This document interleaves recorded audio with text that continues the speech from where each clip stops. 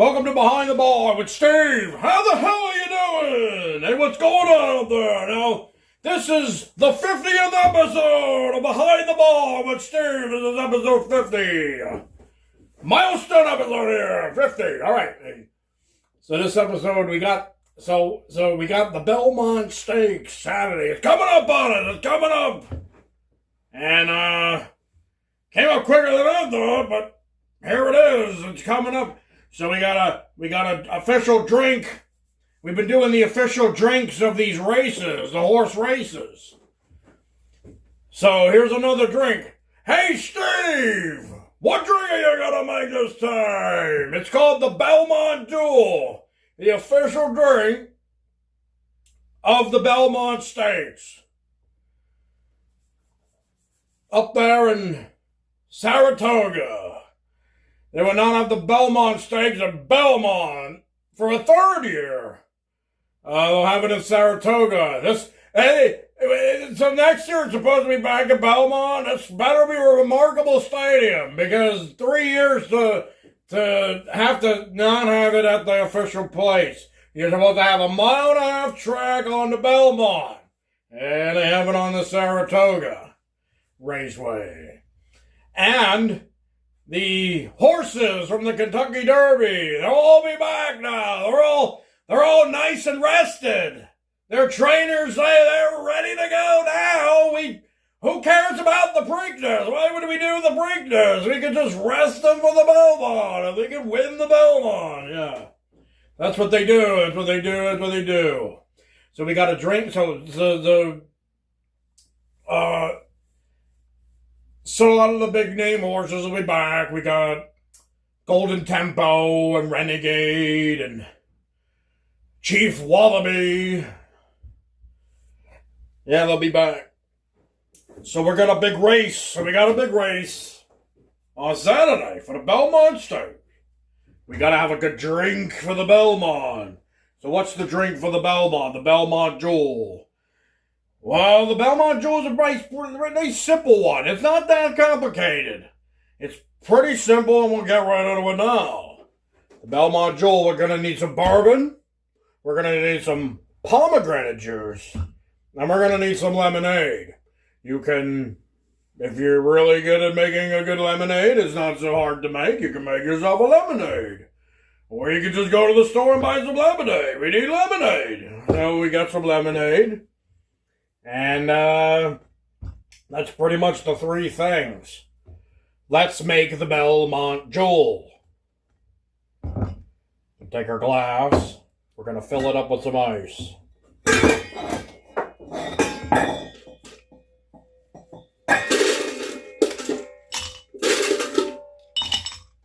Nice glass of ice. You're going to need a shaker. We're going to shake this drink. This drink is shaken. Not stirred. Shaken, not stirred.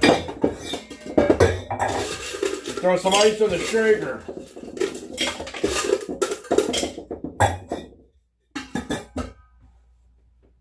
Ice in the shaker.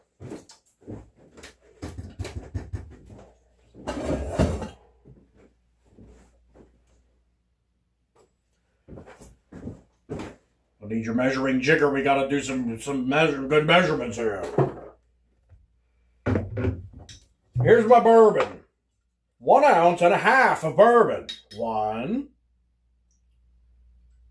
ounce and a half of bourbon. It's about a shot of bourbon. 1.5 ounces is about a shot. 1.5 ounces of bourbon.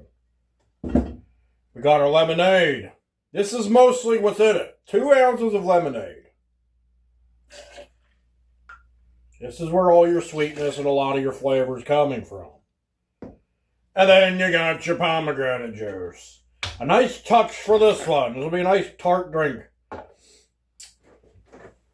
Try a little pomegranate juice. I haven't had it in a while.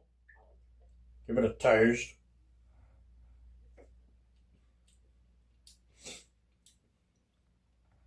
It's a little tart. It's like almost like a cranberry juice a little bit. Along the same lines as that. We need 1 ounce of pomegranate juice. just for a little extra touch. Pop a lemon in there. Little extra lemon.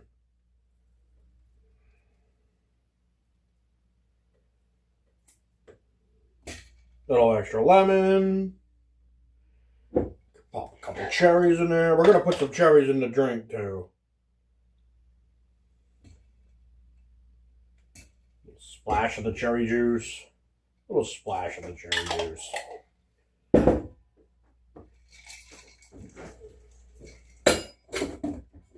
I always like giving some things a little bit of my own touch. But this is the Belmont Jewel. And you shake up the shaker.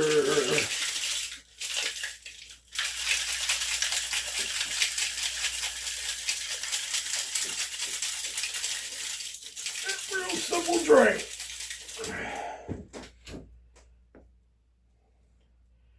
Nice and ice cold, shake it in the shaker.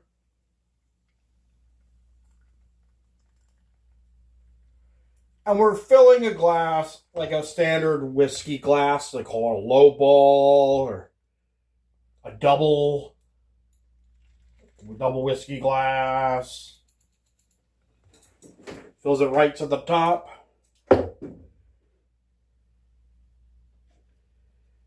You take your lemon wedge as a garnish. Take a couple cherries, pop them in there too. There it is. There's your Belmont Jewel. We're going to look at it. Get the colors. It's a nice pinkish red. You look here.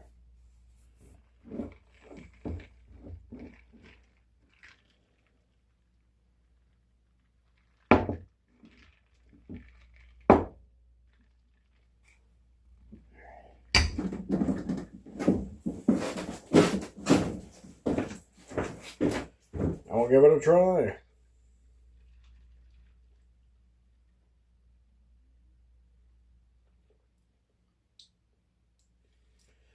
That's a really good drink. And I like it that you get the bourbon, but not too much.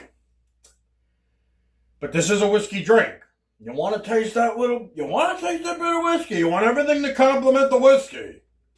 And everything complements the whiskey, of course. This is a traditional drink. It's a classic drink. People have been drinking it up there for the races.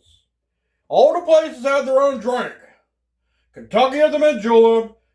The Preakness had the black-eyed Susan out of Maryland. And then now we have the Belmont Jewel. They all have their own signature drink. And this is the Belmont Jewel. This one's really good. It's up there with the Black-Eyed Susan was actually really good, too. We did that one weeks ago. We did it. We did the Black-Eyed Susan. This is the Belmont Jewel. A nice, refreshing drink. It'll be a hot day up there at the racetrack. And then if you're throwing on the horse race, you want to experience everything. You make yourself a Belmont Jewel. Really easy to make it. You went to the supermarket. You bought a couple things. Some lemonade, some pomegranate. Maybe you had to hit the liquor store to pick up some bourbon, or maybe you should just probably have some bourbon laying around, you know. Have some bourbon. It's good. Have some bourbon around the house. And we have our drink for our big race.